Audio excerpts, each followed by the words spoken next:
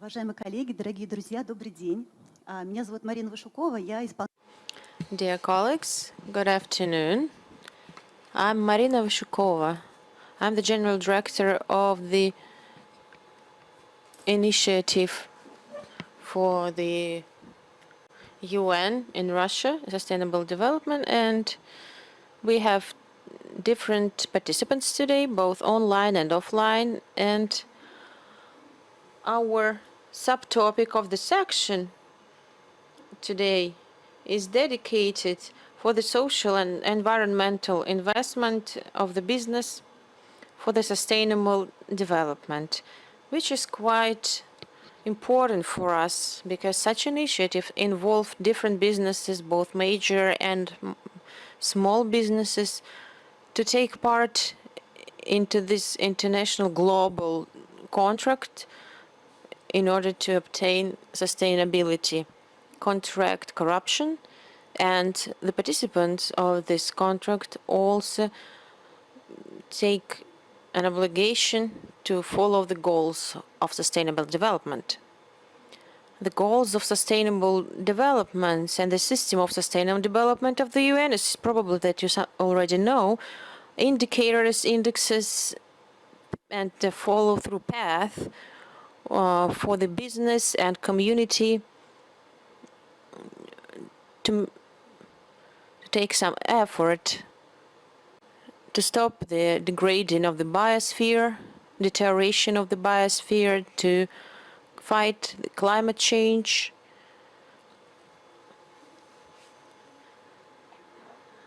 and to vouch for human rights, ecocentric and fair for everyone. So we try to involve business in the dialogue and also try to assist the business to form the skills in order to meet the standards that rating agencies, ranking agencies, and partners are looking at. These are not only financial criteria, but also the ethical parameters and ethical behavior of certain companies. The attention is being paid to such behavior. And we are trying to facilitate such things, not only on the federal level, but also on the level of associations and ministries. For example, a special representative of the president of the President of the Russian Federation, Anatoly Chubais, for example, and many other people, everyone basically who is in the federal level or in business is discussing this agenda. Nevertheless, we are working not only on federal level, but also on regional level, which is why we're here today, and I'm happy to suggest some examples and instances and some expertise of our participants of the global contract in Russia who are here to help us with this in sync movement. And I would like to start with the question of how Tomsk region is in demand. So I think that Andrei Antonov is happy to answer the question whether Tomsk region is picking up the challenge. Good afternoon. To answer the question whether it's time for us to be actively engaged, sometimes at some certain point we're doing something and we're not basically aware that the notion is called sustainable development. And as we have learned today, it could be something that we have been doing for some time already, such as following the codes, the rules, taking into account environmental safety, environmentally eco-friendly businesses in different areas, and the medium-sized businesses that is moving forward from small IT companies to some companies that already work with the foreign markets. And at this point, we can already see that this culture is emerging. And we can see that people are taking part in the ecological volunteering. The community is actively engaged as well. So we're coming forward to this question of tax deductions, and we are ready to answer the challenge, to pick up this challenge that the favorable environment needs to be created. So for Tomsk, it's just in time. I would say the most important thing here is that our structure of economy includes both major corporations that play major players on international markets. We also have medium-sized enterprises that are a part of the VAT for international markets as well. And we do have eco-friendly and ecological products that is being processed here in Tomsk region from the natural harvest, forest harvest. It's a market where the certain rules should be followed in order to take care of the ecology.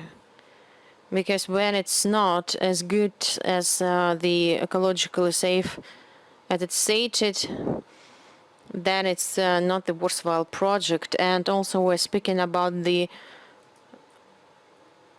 regrowing the forest resources, for example, recompensation of some resources. And these areas of work are extremely important. And again, we are trying to nurture our students, since we're also a student capital of Russia. We are trying to nurture the students and the graduates to understand international markets and to be competitive also on international markets. And working in international companies, they also need to comply with the international rules and regulations in order not to harm and destroy the environment that they come into work in. And I think that this is a very relevant topic for us today. Together with the Corporate Medicine Center, we are in this collaboration, as well as some other companies, major businesses that join this effort, because we would like to be in the supply chain and VAT for the international markets, which will be both beneficial for the local region where we live in and for the global community. We are quite happy that this topic is being discussed here in Tomsk region. Tomsk has always been a leader of the thinking, of the free thought in Siberia. Even 200 years ago, we were leaders in this, and the goal was probably very similar. We're trying to forward the cultural message throughout the whole Siberia, and we are ready to move forward in this direction. And we're trying to nurture the human capital, such as students, for them to be competitive and understand that we need to love the place we live in. And we're happy that this event takes place in Tomsk. We are happy to engage in this discussion. This is a quite relevant topic, and we would like to show how beneficial this is, both for major companies and small businesses. So, good luck with that. And thank you so much, Mr. Antonov. You convinced me that this is something that the future promise. And today we're going to be talking about this separate instances demonstrated by the leading experts, leading companies in the sustainable development. Also, now we're looking forward for Peter Kardkov to join our discussion. Peter is part of the 3M team. He is an advisor for relations with government agencies and sustainable development. 3M, this is a major major company that has a goal to establish goals that are linked to the goals of the sustainable development according to the benchmark and according to certain indexes. Thank you, Peter, for joining us today. You are the best person to talk about the innovation as a driver of sustainable business development. And I hope you will also demonstrate the context of the transformation of the environment that also influences the business transformation. And again, I'm asking all the speakers to try to speak about the why. Okay, so let's start. Do you hear me well enough? Yes, I hear you well enough. I will now share my screen to your displays. Okay, so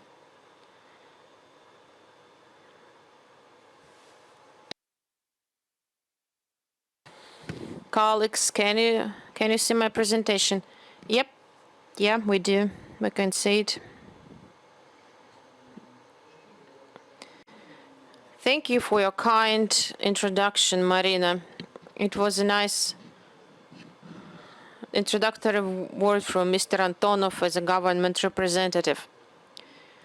Our company is delighted to have a meeting or take part in a meeting in Tomsk, because even though we don't have any production units in Tomsk, we do have representatives in Tomsk that collaborate with different spheres, starting from medical spheres, wood processing, metal processing, and others. And since we do have many clients, and the key clients would always look for how we, as a leading company, is following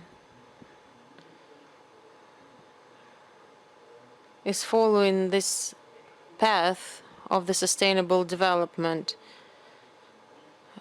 So the clients, our customers, would like to hear how we do it more sustainably and how we do their products more sustainable. I will start by speaking or quoting our Vice President, Mart Friedberg, last year on one of his meetings, and he also put it as a backstream of all his presentations, that innovations are not innovations if they are not aimed at sustainable development goals. And why so? I don't think that 3M company is an exception, because we are part of the community of many other companies. 3M has been implemented our own environmental programs. Yeah, for more than 30 years, and we do invest money into social initiatives. And I think that any major and even medium company has been doing it for a long time. And now, since recently, everyone has started speaking about the sustainable development. And it's not a secret. Our CEO has this sustainable development among one of the top 3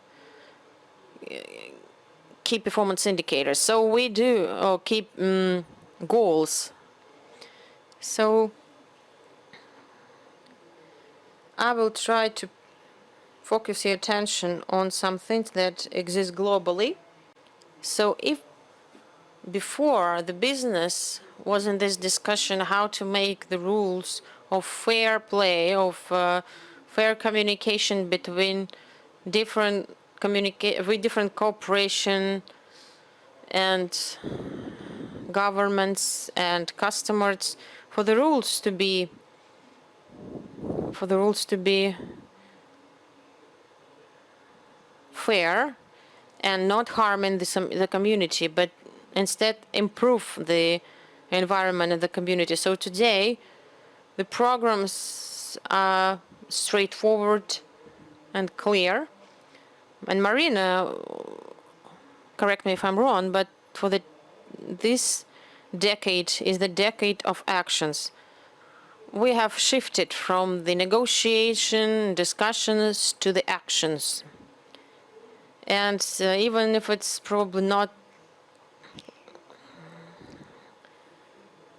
it probably has been already discussed about the digitalization.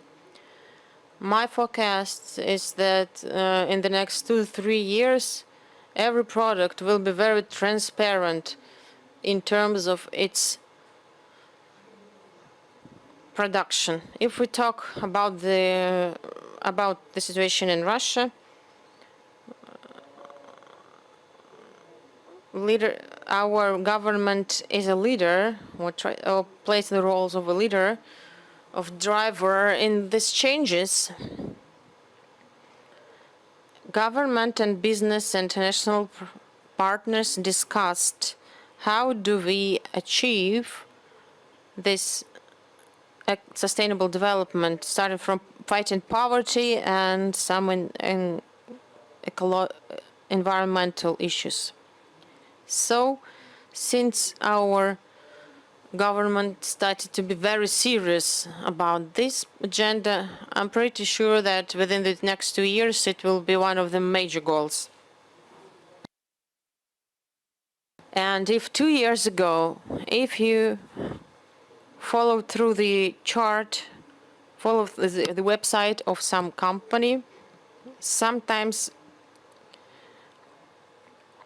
it would be stated that they are moving towards the sustainable development. Now they are very specific about the specific actions that they take in order to achieve sustainability. Quite briefly also, I would like to tell you what are we doing to be sustainable. I don't think that any company, neither major nor smaller, has to focus attention on all the pillars. You have to focus on just a few.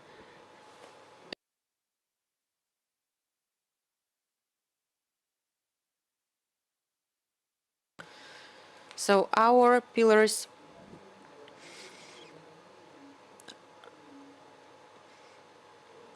are only 3.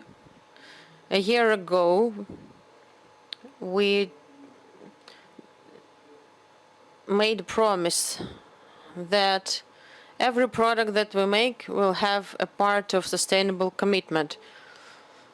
Sustainable commitments means that we are committed to spend less energy, build edifices that are more energy efficient, trying to reuse, reduce, and recycle. And so, as of today, we can say that the whole mindset is changing. The way the customer and supplier interact. This is the value proposition paradigm. And here you can see where the major business is a driver that is requesting products that will allow for the major business to reach its goals.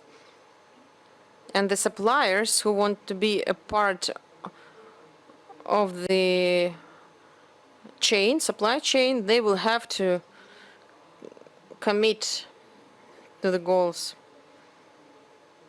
So if before there was some problem, a conflict between the technologists and the purchasing department wanted to spend less, and technology department wanted to suggest something interesting. The technology department now has another ally, and this ally is helping to find some more interesting solutions if they are in line with the sustainability goal.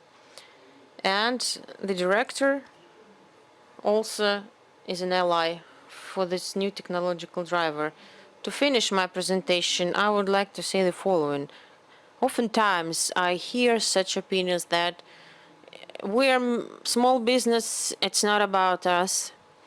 Or, for example, we are doing some service, we are providing services, we're a small company. It's not about that. Colleagues, and yet it still is about you. And it's not a question whether the future or planning is related to you.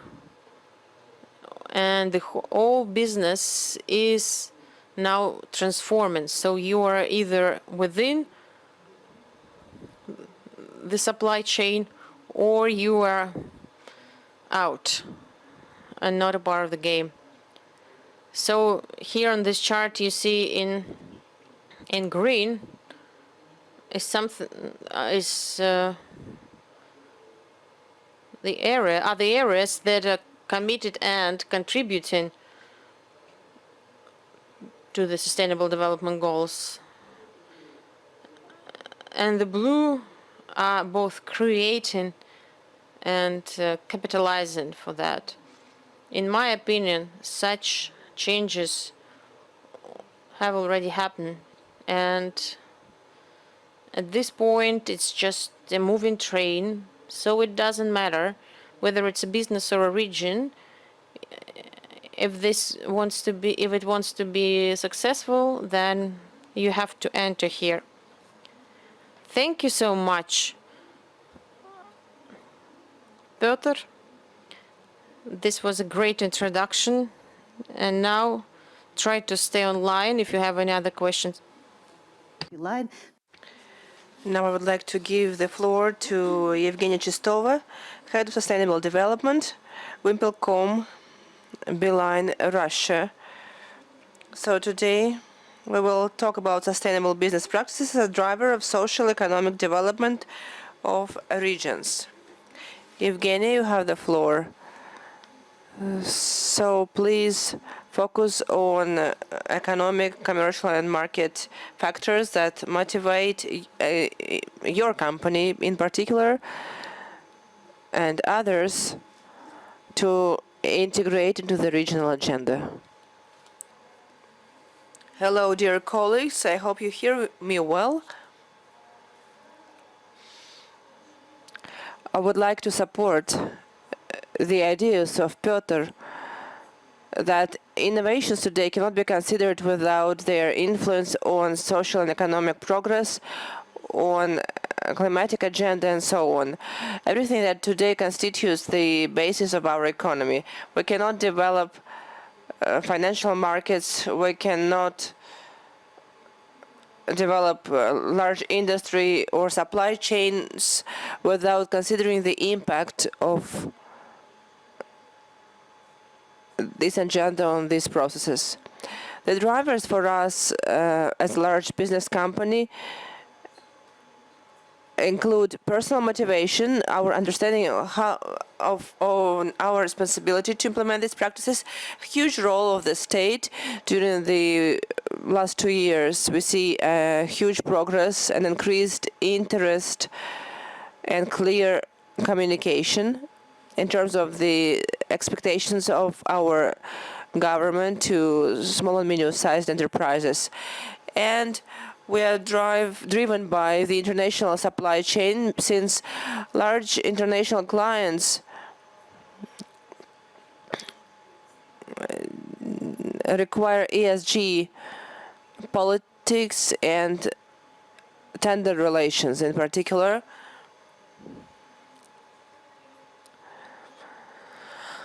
Our ideas are synchronized with this agenda, and at the level of compliance practices, we are seriously progressing, and now we cannot live without it already. So I will share our views on our agenda. We are one of the 4 telecommunication operators in Russia and one of the leaders in digital economy. Why do we talk about social and economic development of the region is very important, why it is driven in the framework of the digitization. In the era of digital technologies, we identify those topics and spheres that we can influence on. And moreover, those topics, as we as an operator that creates different technologies, shall influence positively. This is, to some extent, our ethical choice that is bound to our position on the market with the expectations of the state, of the clients, of the consumer and corporate partners.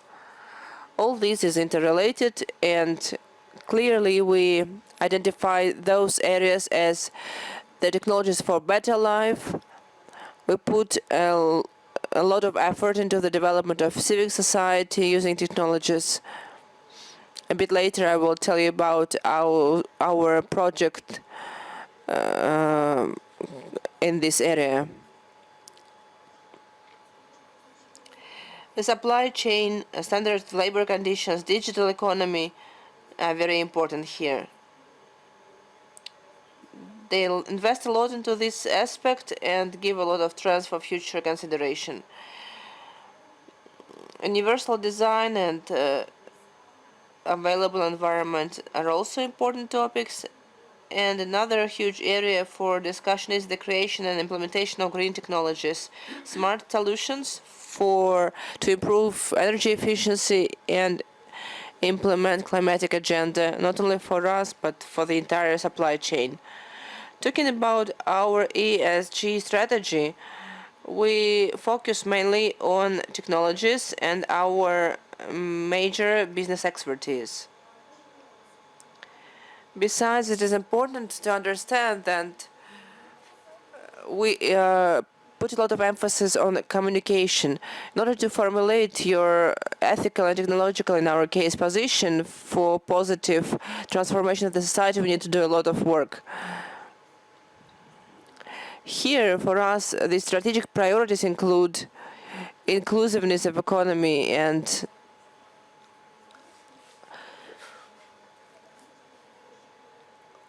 I mentioned digitization today, and this is very important in this respect for us, because this creates prerequisites for the inclusiveness of the economy into the social sector and social and economic changes.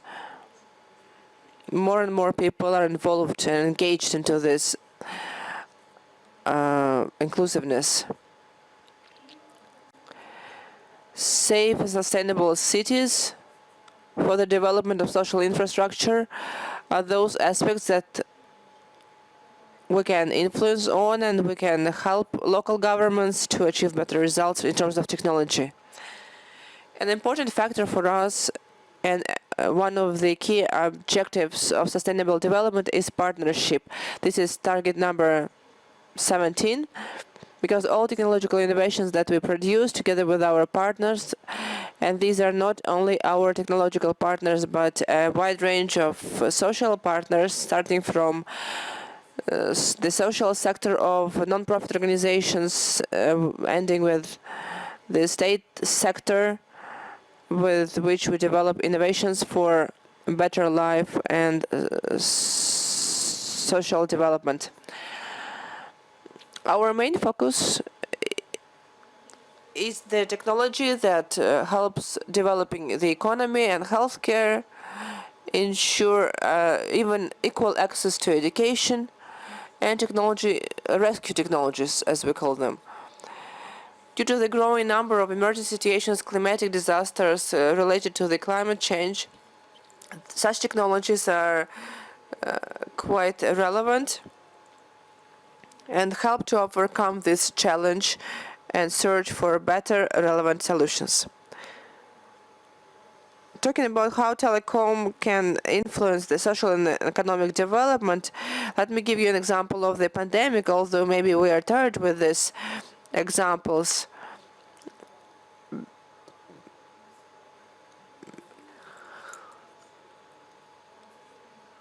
People try to avoid now addressing this pandemic concept, but because it brought a lot of difficulties to us, but still it created new processes, new technologies that helped the economy and the social sectors to survive in the conditions of the total or partial lockdown. Those processes that are necessary to be transferred in the online mode were directly bound to the capacities of our telecommunication networks, on our ability to withstand this challenge and to modernize our equipment so that all the remote work that was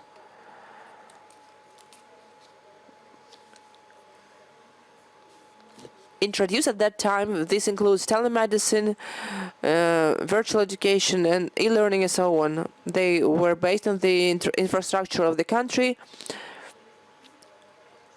Here, there are about 66,000 companies around the country that shifted to the remote mode of work.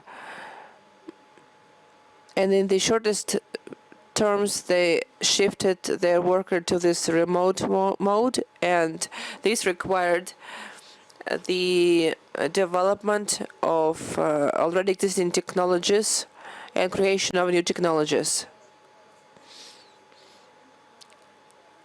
We had to ensure that the process of shifting from the offline to the online mode would be as smooth as possible.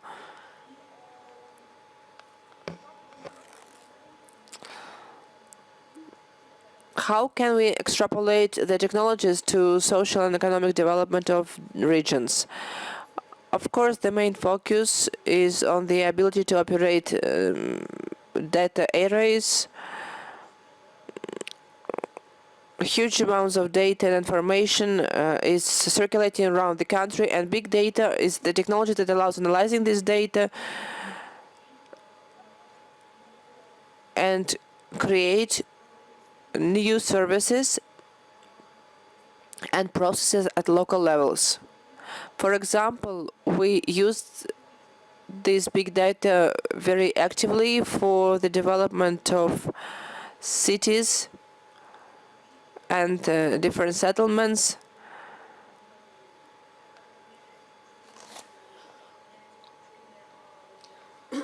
We analyze the flow of the population, their change during the day, during the year. We analyze the social portrait of a typical citizen and help local communities to create an adequate, smart, and safe infrastructure, starting from an opportunity to put bus stops or lay roads in proper places, ending with moderation of traffic flows and people flows at different public events, where the safety issues are key. Evgenia, we are very sorry for interrupting you. Please keep the timing and give more exact examples, because we are short of time, unfortunately. Regarding the specific examples, we as the business took the decision to develop these two large areas. This is search for missing people and the creation of an efficient volunteer system using our technologies,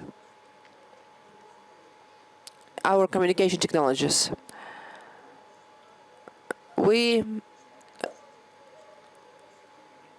decided to implement a huge project aimed at changing the ideas on inclusion, issues of people with special needs, and how to adapt the existing technologies to the current needs of the population.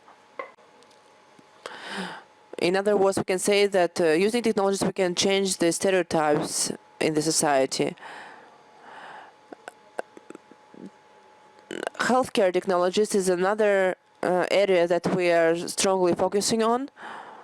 A year ago, we held a first 5G telemedical conference, which allowed in the remote mode using a pilot 5G zone and holding surgeries, first to remove cancer tumor and the second to replace a chip in the arm of one of the patients that wants to develop these technologies inside his body. In general, this changes the ideas on the opportunities of medicine and the inclusion of telecommunication operators into service providing.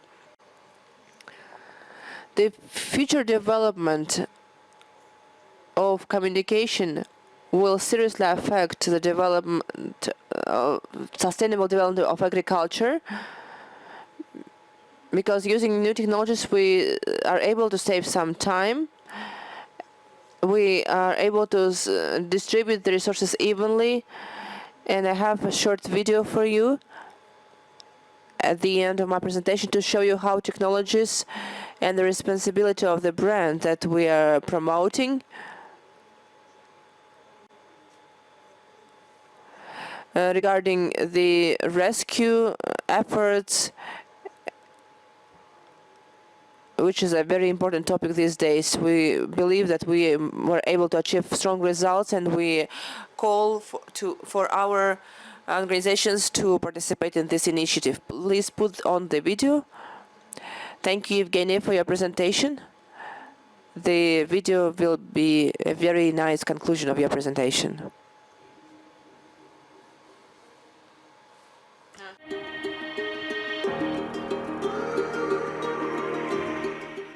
Цифровая медицина, как мы анализировали с Билайном, как мы анализировали с нашими партнерами Huawei, с медицинским сообществом, это в первую очередь возможность бесперебойной связи всегда и везде, в тех местах, которые нужны для тех или иных целей. Мы покажем сегодня два кейса. Один Today we will show you two cases. One is very simple, when we will remove a thing from the body, and the second more complicated, surgery. We are focused on applying 5G to help doctors do their work better and help the patients. We really hope that this is not a final case, but an opportunity for 5G and new technologies that Beeline is offering, that our partners are ready to use, and the technological readiness proven by today's era and our previous experiments.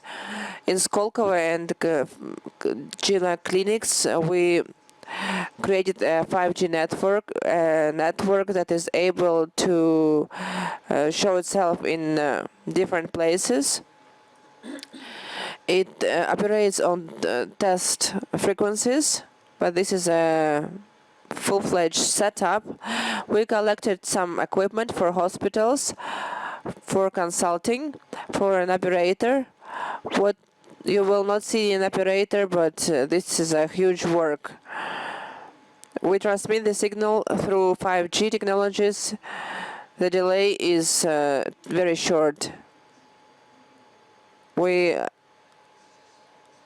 today are considering a very narrow segment, a very specific segment. We have been developing this for 5 years, and we call this practical telemedicine in surgery. This is the first component that we are interested in, is the concilium, or in our case, this is the remote presence of experts. How will it help surgeons to take the decision during the operation? During the hundreds years of existence of surgery, there was a collective or team decision for the doctor. The communication is good quality with minimum delay, with many communication points, connection points, and this created new opportunities. What will be done in the future, and I hope we will see the positive result. That we are not simply an operator that transmits signal from one point to another. We are an integrator. Beeline is a most efficient integrator on the market. We do a lot for the country for new technologies and different technologies to connect and create new services for clients. In reality, this is great because when we did the first surgery, it was in semi-legal conditions, but here everything was properly arranged. There were doctors, resuscitologists, and many other experts. No doubt that 5G made our work easier. We had an opportunity to communicate with all of you, and it was very interesting to see how the chip was extracted from my hand. The experiment was positive, and next stage will be the chip inserted into my hand. We will invite Evgenia once again to see how the situation is proceeding. Thank you very much. И у нас есть возможность So we do have an opportunity which is quite unique, since we do have one of the speakers here offline who is director of the social policy department in Norilsk Nickel. So he can tell us about the tools of sustainable developments of the territories, and he will probably also present the results of implementing this new strategy. Of course, it's probably not that new at this point, and it was called from paternalism to partnership, and I really liked this definition.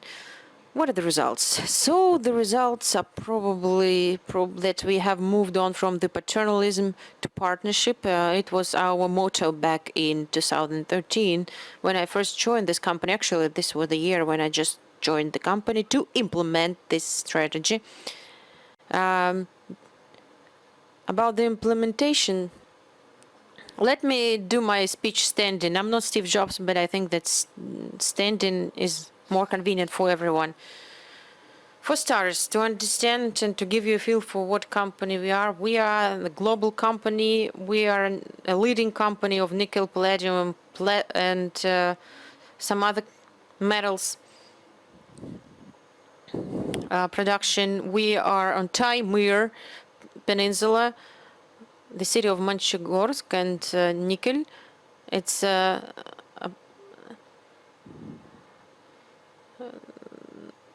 Chita, not exactly the city of Chita, but one of the regions of areas, city districts of that.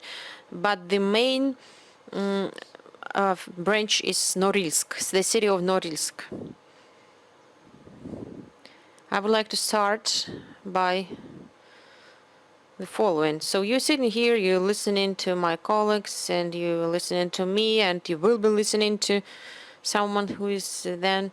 If you do have a question where you are and where is the sea, talking about the sustainable development, thinking about where am I and where is the sea. So it's quite okay that you don't really start worrying about the sustainability in the seashore, on the seashore. And I will be happy to answer the questions. Speaking about the timeline, we started in 2013 and we're just finishing, or we're continuing to implement, but we achieved some result. We joined the global treaty, the global contract of UN for the Sustainable Development Goals. So it's been 5 years since we started the strategy. 3 or 2 years maybe from the point when we signed it, and then to the point where when we actually implemented it. And we also published the first report on sustainable development at that point in 2018. Yes, about the corporate social responsibility. That was our report. And in case you don't know, Marina will correct me, we do have 17 goals and 179 tasks for the 17 goals. You have to find yourself among the goals. So we had several meetings with our stakeholders, both within the company and outside the company. And we defined the main goals that we are working on and what we are influencing. Because we understand that it's impossible to cover the indefinite. And the business is more rational and is trying to focus on some specific tasks, which is why we defined our agenda up to the 2030. So if you look at the numbers here,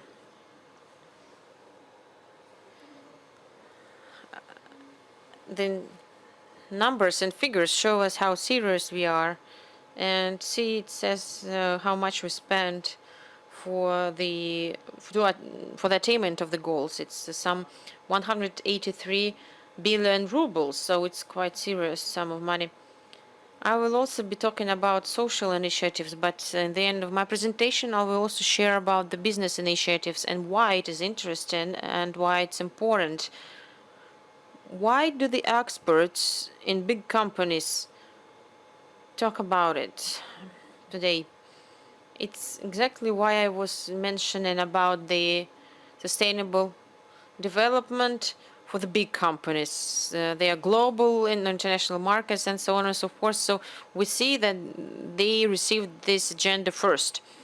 Then this agenda cascaded down to the medium-sized businesses and some places even to small businesses. And this approach using the sustainable development goals is probably similar.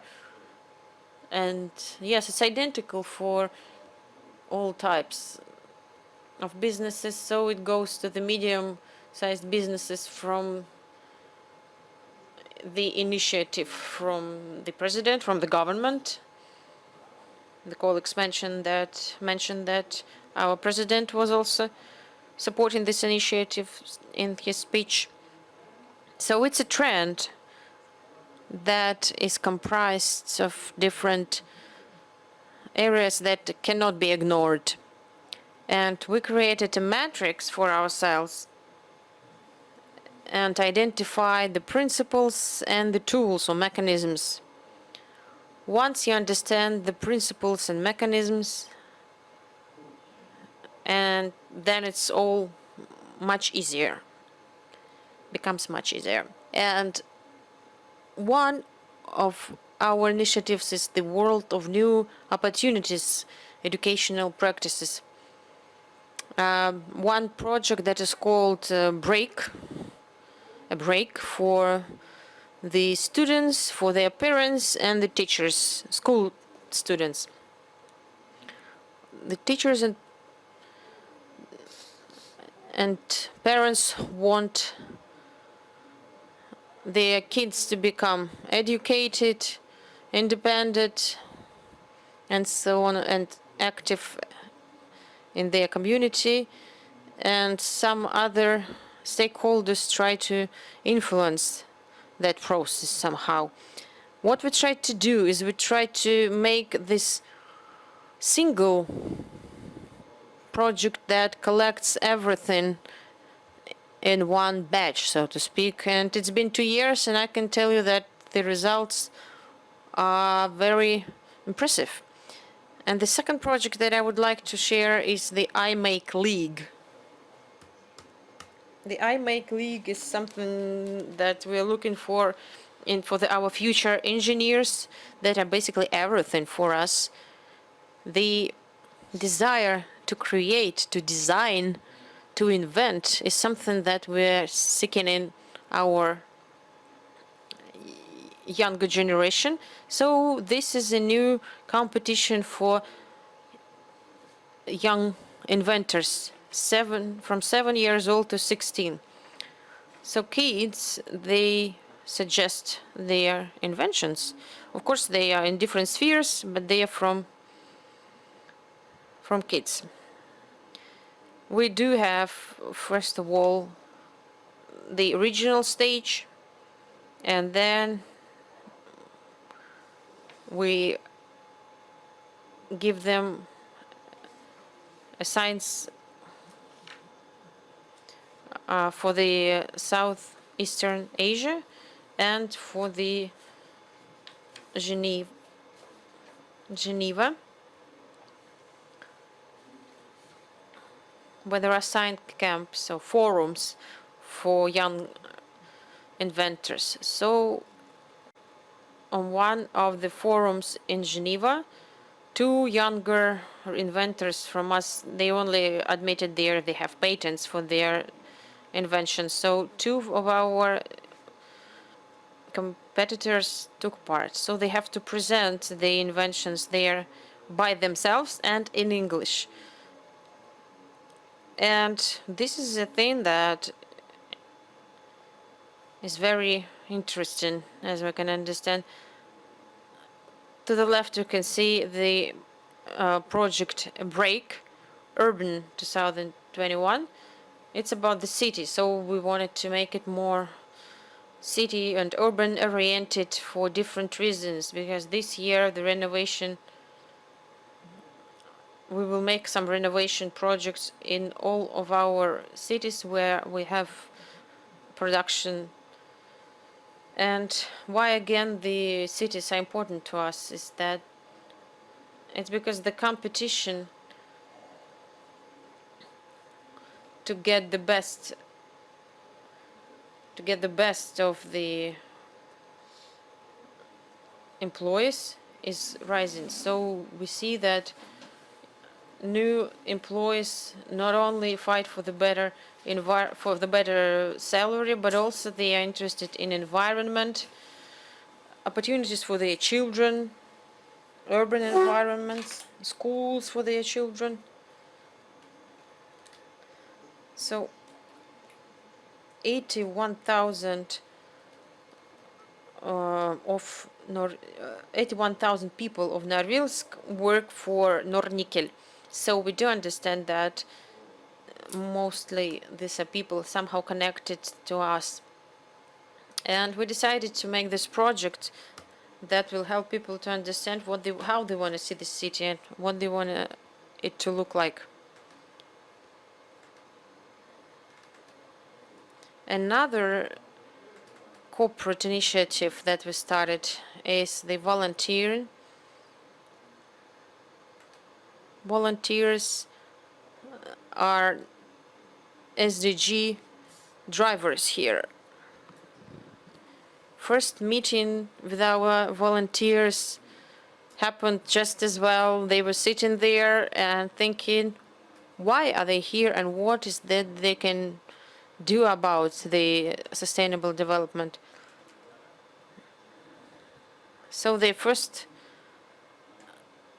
project was to create ecological pathways, and this reduces anthropological load. So when people start implementing project in the city, when they live it, it's beneficial. One of our project, Break Urban 2021, also included the kids of our employees. And this is a great example how we can move the sustainable development goals to the future. So another ecological volunteering project, we have an ecological marathon every year, and the teams work every year. And now let me move on to the business side of it. Two examples. We signed a contract with BASF company for us to provide raw material or spare parts for the lithium-ion batteries. And BASF company, before they signed this contract, they ran an audit that they actually decided to run themselves. It was their initiative to run this audit. They did not only they checked us, but also our suppliers and our counterparts. Only after they made sure that that we are in line with the sustainable companies, they said that yes, okay, we're going to sign this contract. But it took a year. Again, if you're asking yourself a question, why would you need sustainable development goals? Keep in mind that if you work with major businesses, you will encounter such requirements and expectations from the major businesses. If you think that it is somewhere far away, you're mistaken. It's right in front of you, especially when the company is entering global markets. The green bands is growing. The green bands market is growing. You can receive it by 3%, but without this green band, your percentage rate for the loan will be 7%. So yeah, that's even a benefit that you can receive directly. So the link here is quite simple. As we know, Norilsk is located in the far north,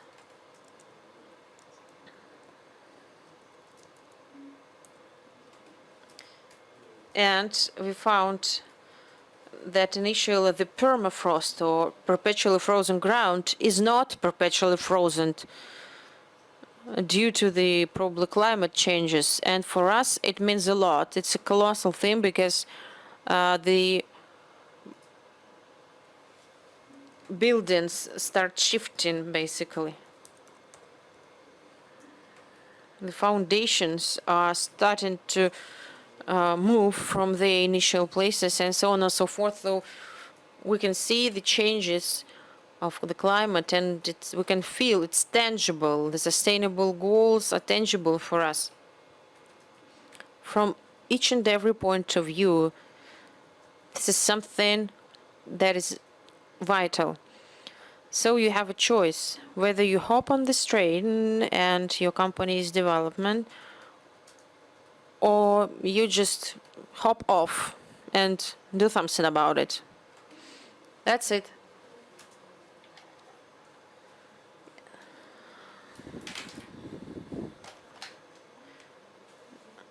So if you do have some questions to our speaker, very specific, we do have time to do a quick Q&A. Maybe you would like to share some more examples. Yes, I'm answering any questions you might have. Please, don't be shy. Maybe some, public figures would like to ask any questions.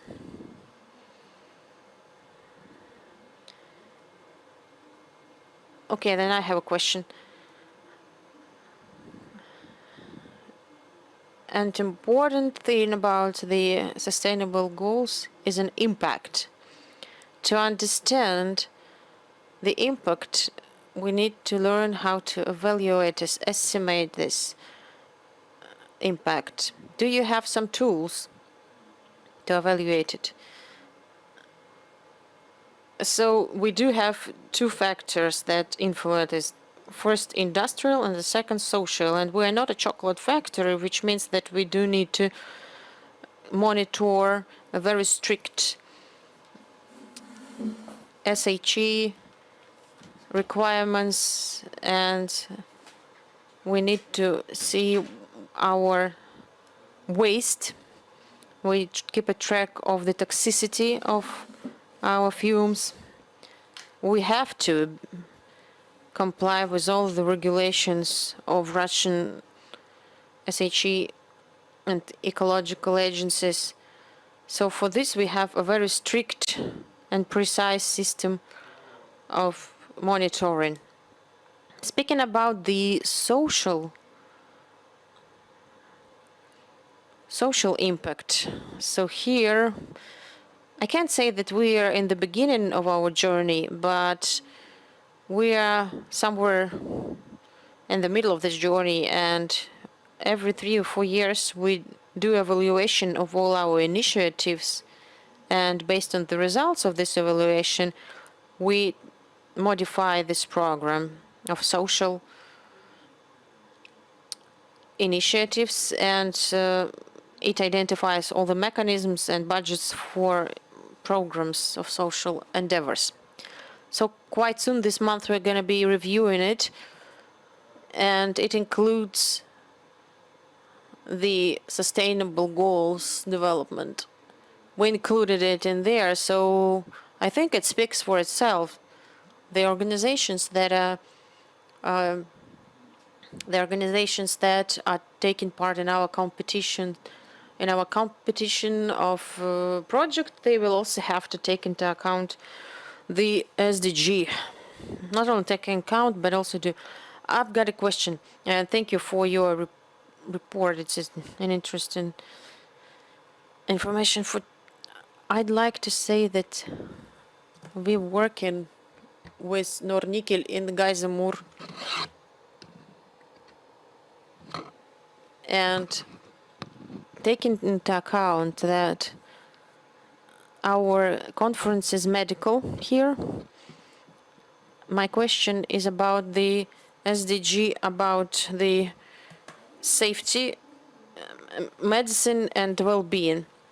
Yeah, it's SDG number 3.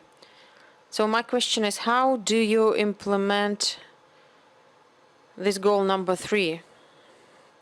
Probably you've sent people to some resorts from Norilsk and so on and so forth. What are your specific measures? Of course, I'll answer a question. The well-being part is a social pack that we have, is that we pay for the tickets for our employees and their relatives to our resort on the Black Sea.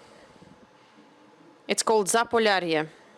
It's a great resort on the Black Sea in the south of Russia. And also we do have all the medical checkups, medical examination of all our employees, because it's a hazardous environment, hazardous conditions.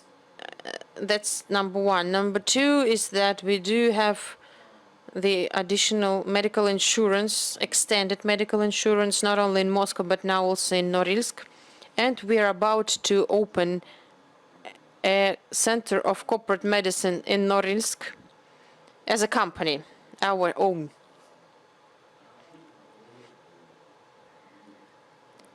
And on the Kolsk Peninsula, we do have a contract with the governor that in our production, or the city where the production is located, in Manchegorsk and in Murmansk and Pichinsk municipal district, where some time long ago as a hospital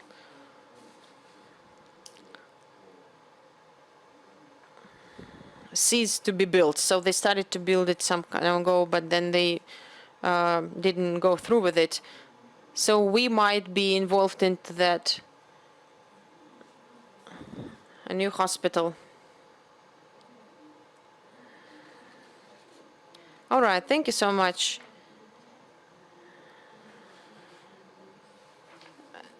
I hope that Tatiana Chibrikova is here with us. Tatiana is a social welfare counselor of the Severstal company. That company is a leader of our SDG agenda and demonstrated great success in terms of sustainable development. And they demonstrated a great example of Cherepovets. Norilsk also learned from the best practices of them. This is a good example of partnership between the state and the business. Not within the framework of some programs, but an acting institute of development. But the colleagues will share their experience themselves. So Tatiana, you have the floor. Please share your experience with us using some particular example. Very brief but striking, please. And the format of cooperation. Less general information and be more specific, please. Dear colleagues, it's a pleasure to join all of you today. We are glad to present our experience.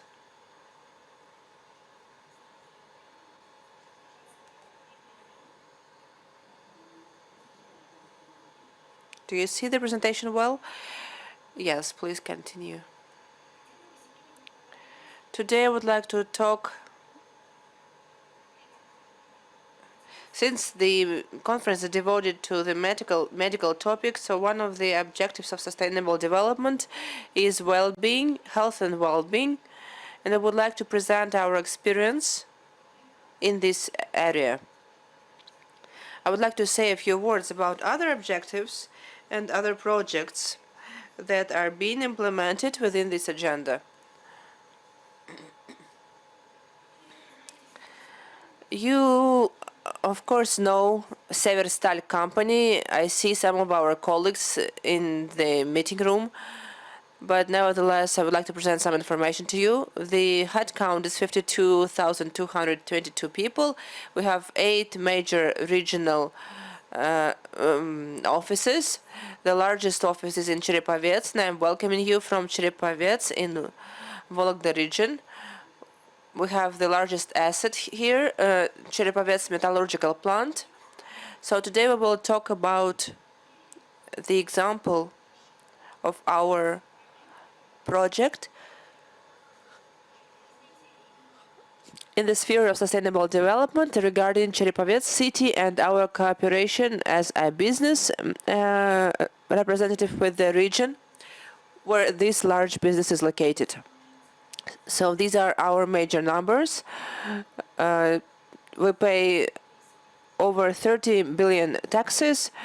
We have 7,000 business partners. We have 5,000 clients. Social investments amount to about 5 billion rubles. We joined the global UN treaty, namely to the Russian network in 2017.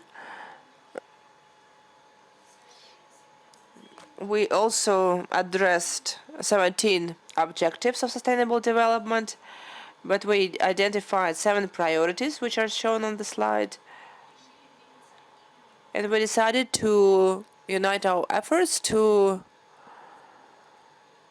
achieve these objectives. These are the priority goals. If you pay more attention, you see in each goal is split into different projects that we are implementing in the regions. These are specific projects carried out together with authorities of the region, with the mayor's office of the cities, with large educational institutions, with medical institutions. And all these projects are aimed at sustainable development of the region where our company has its offices or branches. The largest of them were already mentioned, the creation of the Agency of City Development, Urban Development, where the company is a large employer in Cherepovets, and the mayor's office created this agency which helps small and medium-sized enterprises to develop their business, and they ensure training, they help to attract investments, help to create e-platforms, offering the opportunity to these enterprises to declare themselves and sell their products. Unfortunately, we don't have enough time here, and I would like to share one project with you, which belongs to the goal good health and well-being. It is called the Health of Severstal company. This is done together with the budgeted enterprise of healthcare of Vologda region. This institution is also called Severstal, but this is its historical name.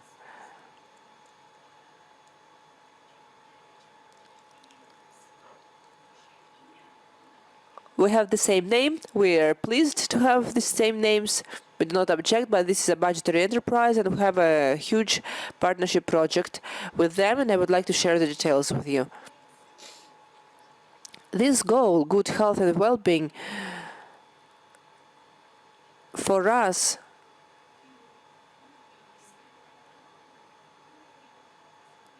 formed the basis for a large program that will help us not only to improve the health of our employees, which are the main asset of our company and that are the main patients of Severstal Hospital, but to improve the conditions in Severstal Medical Center, because this is the largest hospital in this region, and we care about its development, about the quality of treatment provided to patients.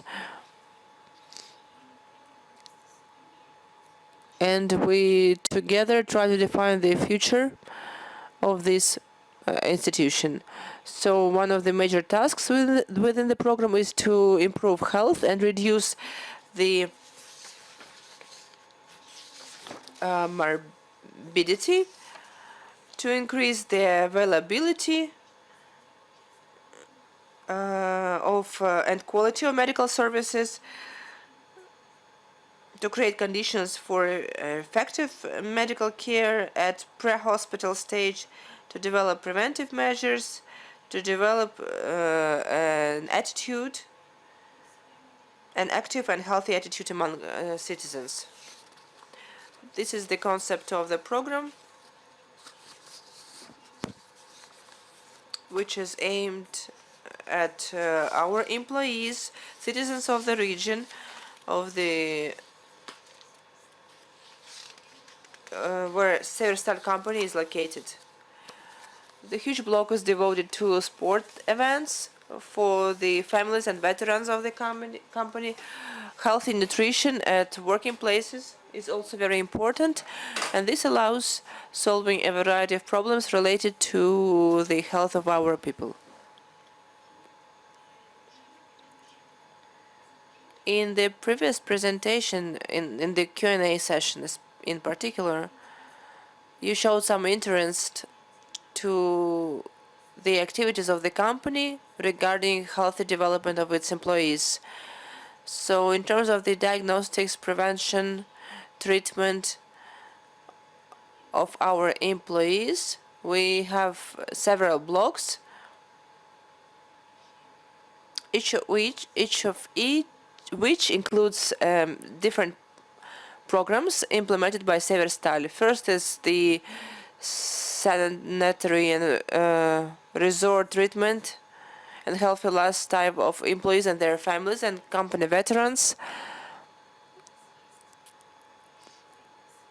Here we have a large range of resort centers and health centers where we send our employees according to the according to the level of health and the required treatment. We pay 90% of the treatment, while only 10 is paid by the employees themselves. We also provide medical support to kids. They try to support their participation in different healthy camps. The second huge block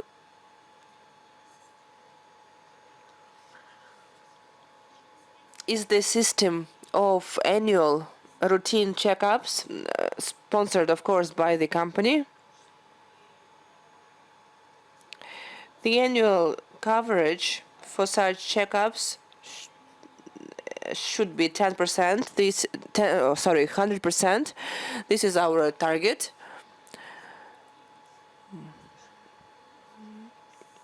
We work with the representatives of different companies and try to persuade people and the management of the companies that such checkups are important and necessary. There are some programs that we sponsor. These are various vaccinations against flu, encephalitis, to employees that may be exposed to some particular diseases at their workplace. A relatively large block which is implemented together with Severstal Hospital, is information meetings at working places and the healthy program and the School of Health that are carried out at the working places. Severstal Hospital has 33 different medical centers located on the site of Severstal. And every employee has an opportunity to address a medical doctor if necessary, and these medical centers are able to hold different healthy events. This is applied to every single employee of the company. This is about this corporate program costs about 350 million rubles a year for the company, but it is free for all employees.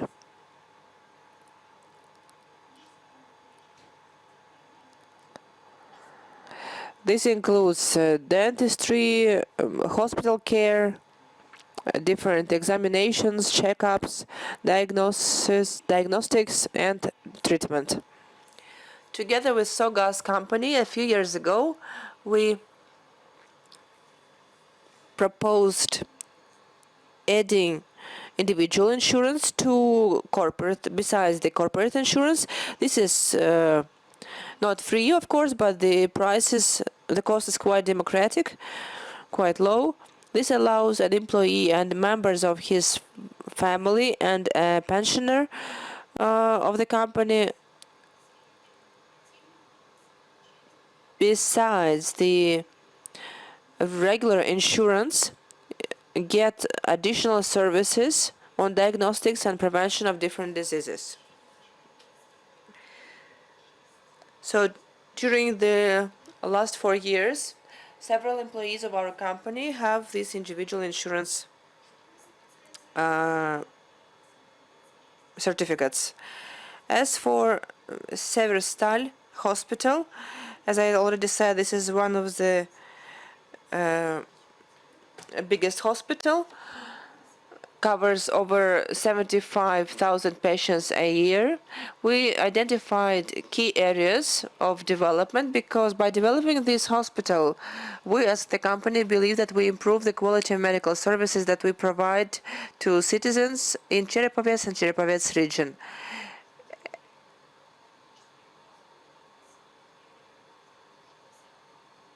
We approximately invest 60 millions into the renovation of equipment and repairs every year,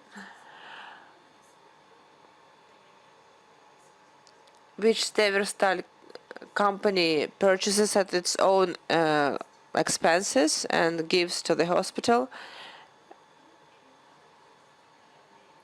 Besides, we help financing the capital repairs of buildings and facilities of Severstal Hospital. On the right, you see the structure of the hospital. This is a very large hospital, 29 medical centers, 2 big hospitals, daily hospital, multi-profile hospital, and 1 birth hospital.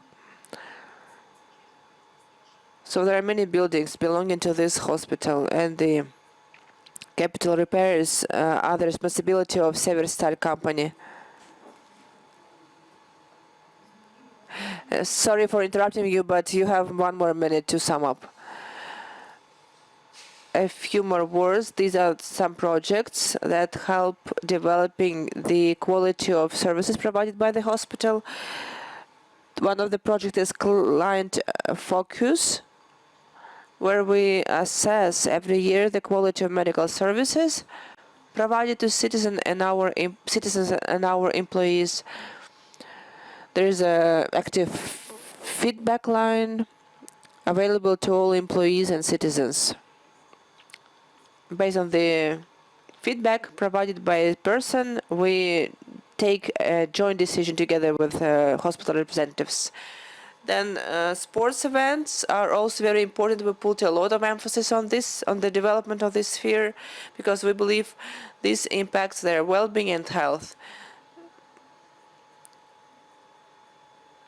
There were different sports competitions in the Soviet time. We support them, but we decided to focus also on sponsoring free online trainings, outdoor training sessions, and so on. Swimming pools, gyms, and so on.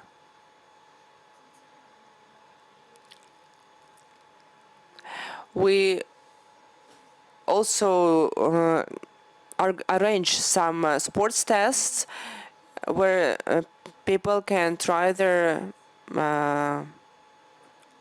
can show the best sports achievements. Now in the online mode, we can also share some experience how we do this online. And another huge block related to health is the healthy nutrition. We have 30 canteens and the Center of Corporate Nutrition. A few years ago, we decided to change completely the technology of nutrition. We want our employees to eat healthy food. Whether their level of nutrition is better due to new technologies and healthier food, we are now trying to purchase food from Vologda farmers. And now there is a 4-level water treatment facility. And during the pandemic, we introduced an additional program, which is shown here. So I think other companies also implement similar programs, and they are pretty much the same. Talking about the major results of the program, we see that the days of incapacity are reduced, which we are very happy about. During the last 10 years, we see a positive trend. Together with the hospital, we are able to monitor the incidence rate with regard to 10 groups of diseases and develop the necessary corrective measures.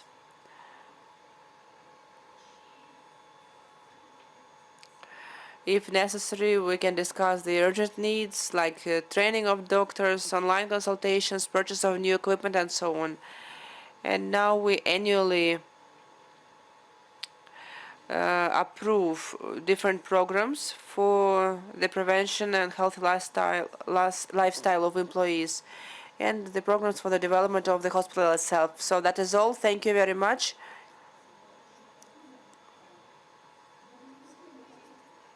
Be healthy. I think we a bit envy to Severstal employees. Unfortunately, we do not have enough time to discuss it in detail. I hope that we have another speaker joining us, our friend and colleague, a member, director of the Communication Social Projects Department, Rustam Zakiyev, Rusal Company. Hello, Rustam. Thank you for joining us. Я думаю, что Good afternoon, dear colleagues. Rustam, I think that your expertise allows us to have a broader picture of what new opportunities provide for the commitment, for the partners in their commitment to the sustainable development.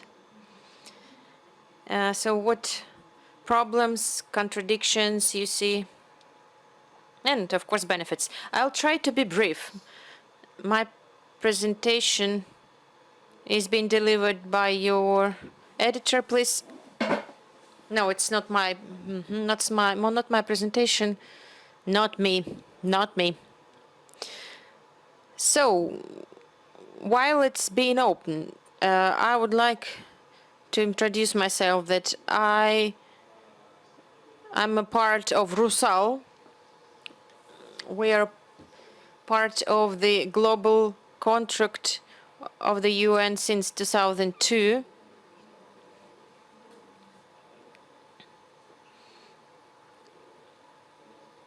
We are a global company, and since 2000, the year 2000, we have 43 enterprises in 13 different countries, and we have branches on all the continents, 50,000 people worldwide. We are leading aluminum producers outside China.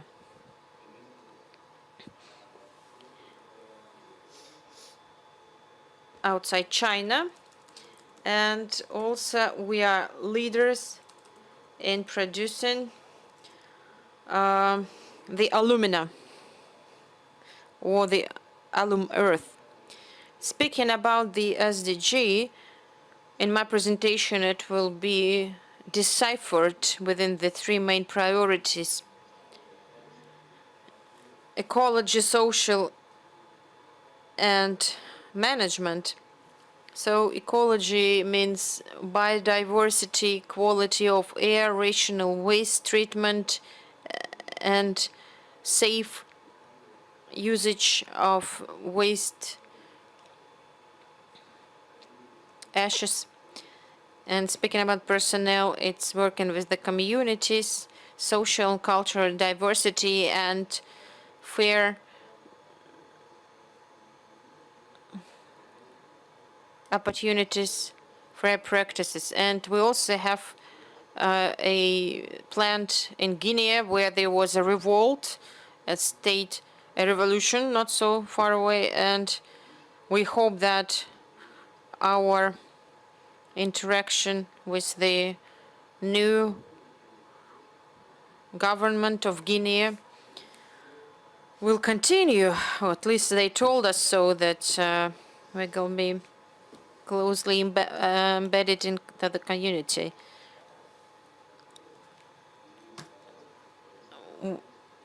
We are also working on, we support the whole 17 goals of sustainable development. Okay, so there is my presentation. Please, can you make it full screen? Next chart, please. Again, for us, the priorities are 7 goals. You can see them on the chart: climate, responsible consumption, partnership, fair job. I will not enlist them. You can see them on the chart right now.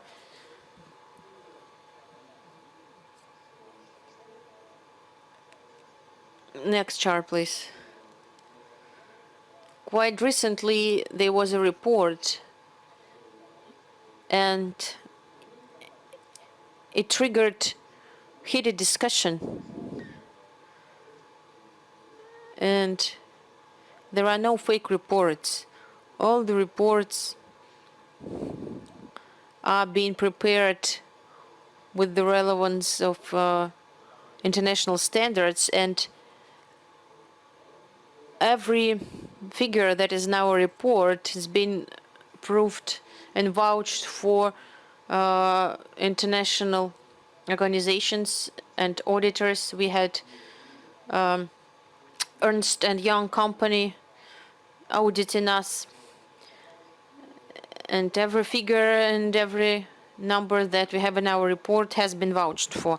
So, nevertheless, all of the strategies that are outlined on the chart are important for our development as a company, and the global crisis in the end of 2019, beginning of 2020, the pandemic, this crisis, it also was a challenge for us. We built 7 hospitals in smaller cities, mostly smaller cities, and we did the Supreme Center of Competence hospitals and prepared medical personnel, doctors there,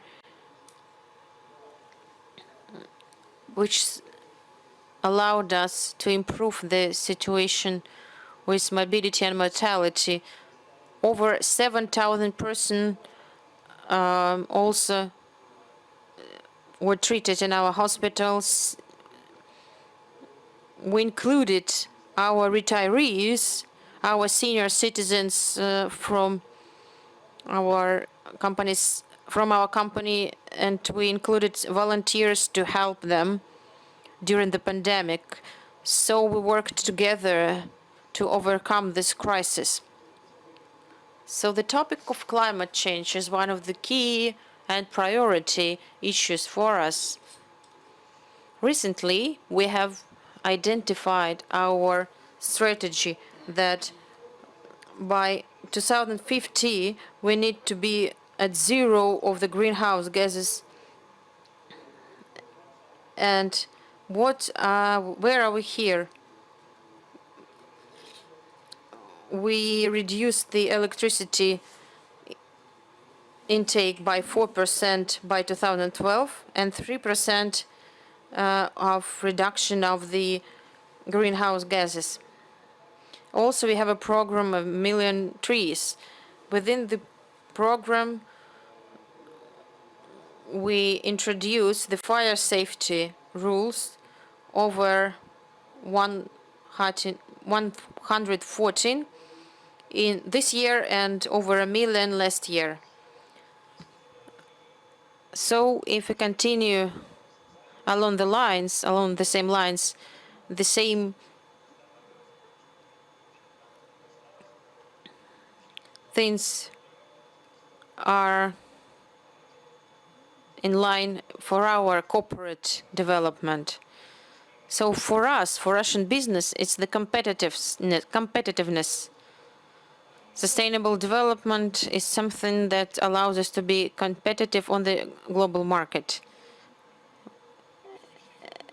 It's a substantial challenge and the motivation to be most effective and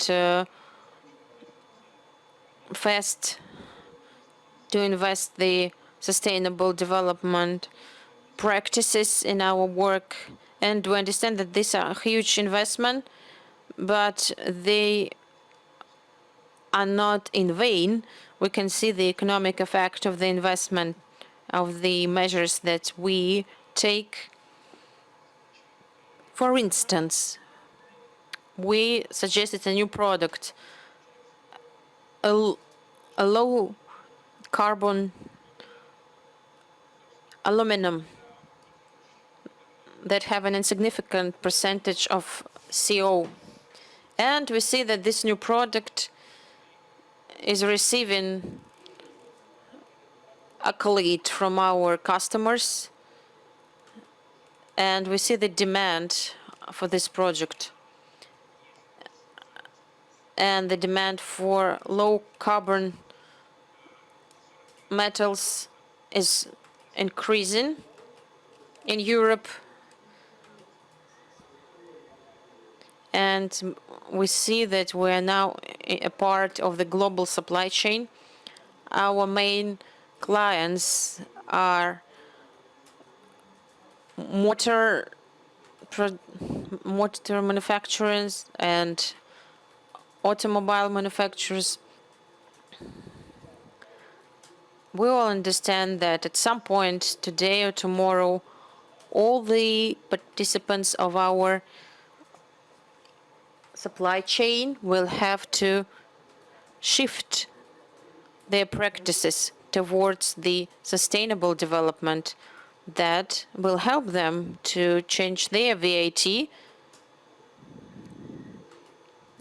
And today, their added value will be also included into this supply chain, global supply chain. Also, we discussed with the colleagues today that there are some global platforms that allow us to work with any customers outside our country and provide them an opportunity to buy low carbon products, where we also see a good opportunity for our suppliers and for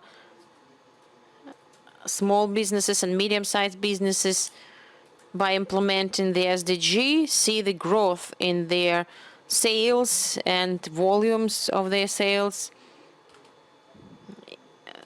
The organic supplies, products have grown by 2 demand. And we see that at some point there will be a tax for the carbon footprint. So companies need to think ahead and prepare for this in advance. As Marina said about the partnership and strategy, on the example, on the instance of one thing that happened in our program that has been implemented since 2010, and it's been through different stages of development. So in 2017, we had a research that we ran in all the cities where we have sites. We established a strategy that is in sync in our goals and tasks. We identified several key problems, for example, medicine and medical centers. And our municipality also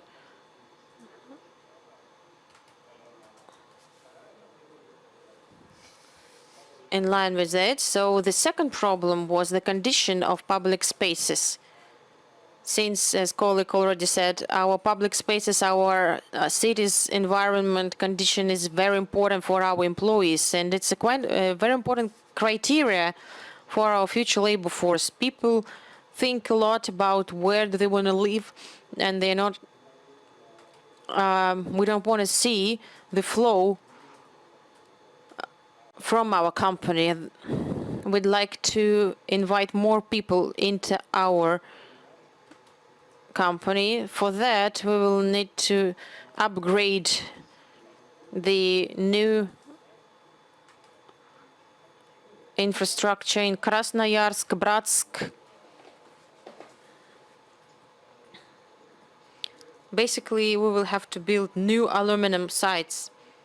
And of course, we would like to see highly qualified specialists and experts working for us.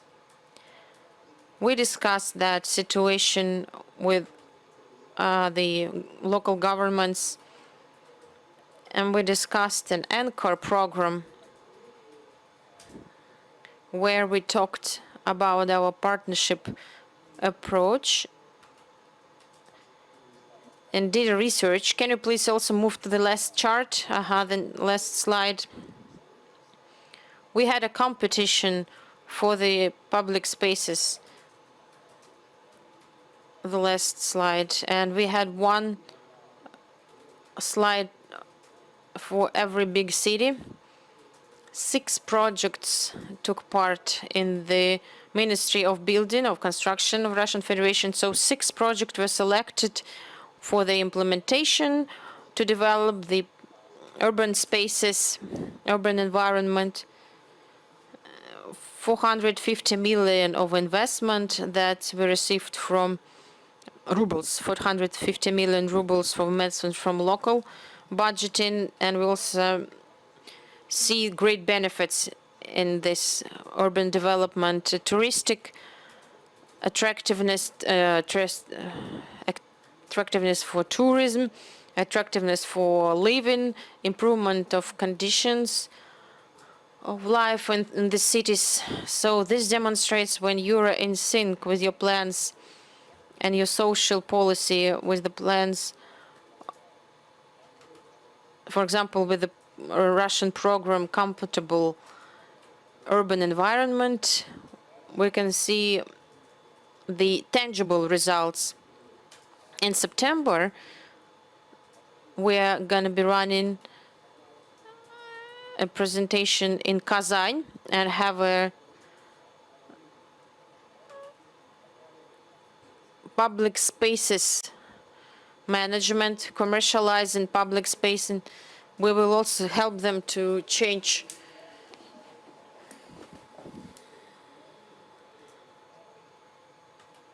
So I would like to stop right here. On this slide, you can see all the numbers in my presentation and also the instances, how the plans are aligned between the business and the government. I'm finished. Yes, so that's it about my presentation. All the previous speakers also were mentioning new opportunities for partnership, and in your report we heard a lot about interesting instances, so it's quite understandable. We have another, well, we have 25 more minutes, right, Elena? Yes. I'd like to ask if Martin Rich here. Do we have Martin Rich here from the UK? Maybe as a gesture of solidarity, we can give the floor to him right now. Oh, there it is. If Martin can start right now, we can give a floor to him. Martin is a co-founder and executive director of the Future Fit Foundation. I'm grateful to you for joining us today. Today you completed a two-day workshop, masterclass on a very important issue that is devoted to the methodology developed by Martin called Future Fit Foundation, which teaches companies to set the specific goals, measure them, and talk about what is the different key aspects for business. Martin, I would like to give the floor to you for your brief presentation, for sharing your concept with you and readiness of the global business for the concept of the overall development. What shall we do to attract more small and medium-sized businesses and enterprises to be full-fledged participants of this agenda? Hi, very lovely to see you again. Good afternoon to all of you. I know you were talking about me then, but I'm afraid the interpretation only kicked in at the very end of the question. So could I please just ask the interpreter, or Marina, would you ask the question again? Наши коллеги, да, переводчики еще. We are very thankful to you for joining us today.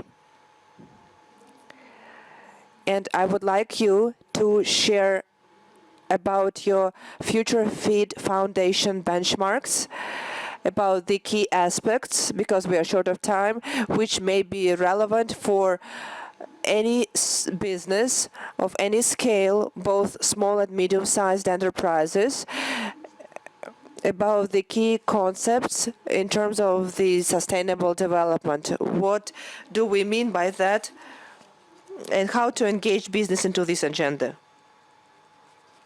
Fantastic, thank you.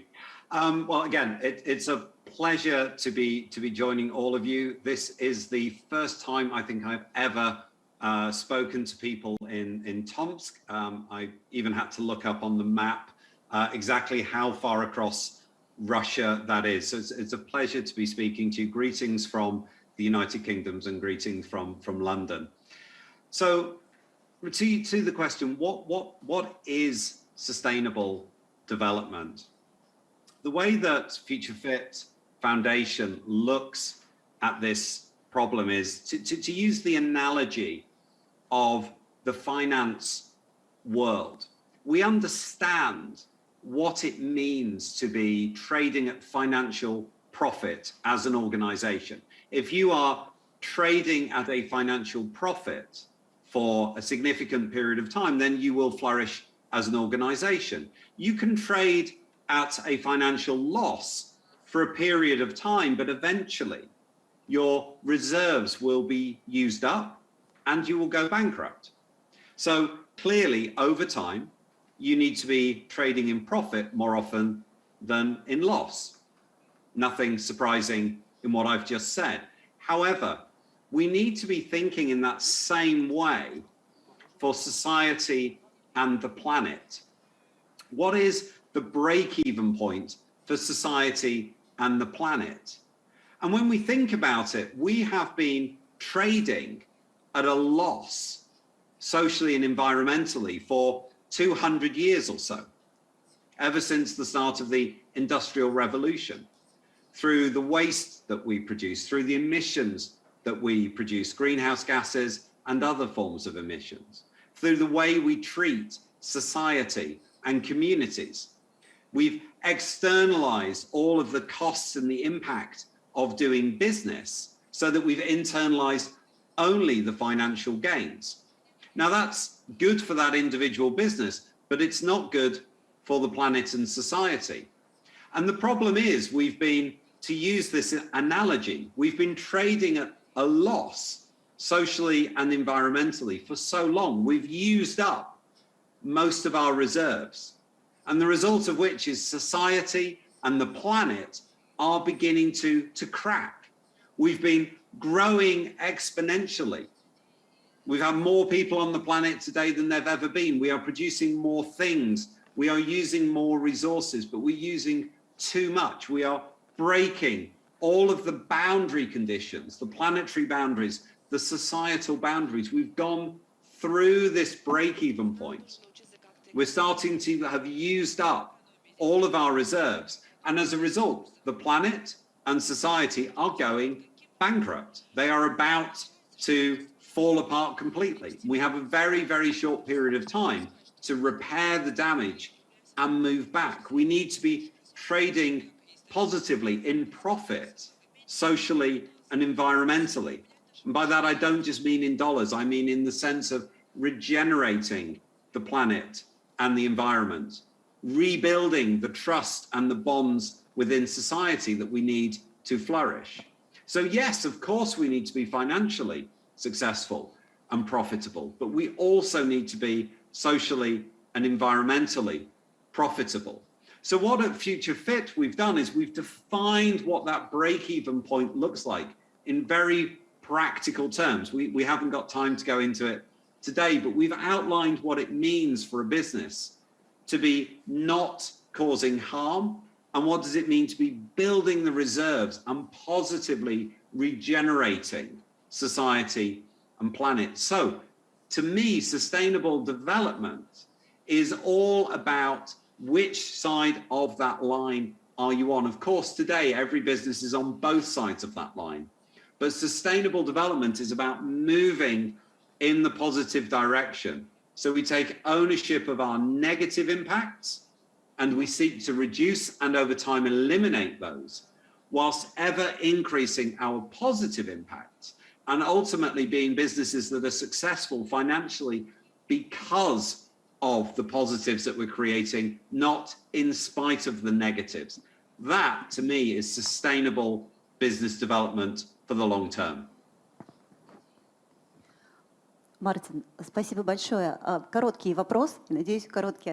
Martin, a very short question to you, and I expect a very short answer. Sorry, because we do not have enough time. What is your impression about the colleagues that you spent time with today when you discussed these different concepts that you mentioned today? What are your impressions and maybe some wishes to our regional colleagues for whom this agenda is becoming ever more important these days?